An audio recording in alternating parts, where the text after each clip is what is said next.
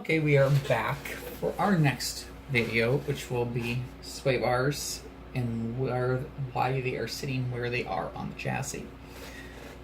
Being we have two positions for the front and the rear on our trucks. We have the outboard setting, which you will see we ship all the chassis with, front and rear, there'll be outboard. And then we have our inboard setting here for the front, and here's the inboard setting for the rear. They're in the exact same spots, front and rear.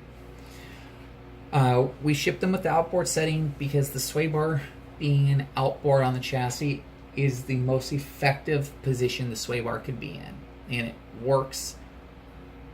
The sway bar actually works the least to provide the most effect the further out it is on the chassis. As soon as you move it inboard, it would technically act as a softer sway bar. And it does sound kind of odd, but it's just the way the chassis loads the sway bar when it starts to twist. It's the real thing on the real trucks too. It actually does the same thing a lot of the time. So that's why we mount them on the outboard position, and that's where we generally like our trucks. We have run two sway bars on an axle before, running it inboard and outboard, and that was a different effect than even going up to a larger sway bar than what we run, because we run 3 32nd sway bars.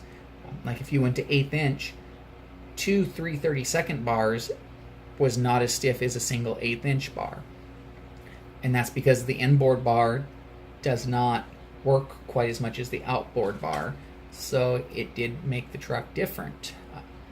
So if you were running the truck as a freestyle only truck, you would very possibly want to at least run the front inboard and then run the rear outboard, so it keeps the rear planted and helps still with torque twist, because obviously we all know these trucks, any of the shaft trucks, the sway bar actually affects torque twist tremendously, not just chassis roll like it does on a real truck as much. So again, sway bars are pretty simple.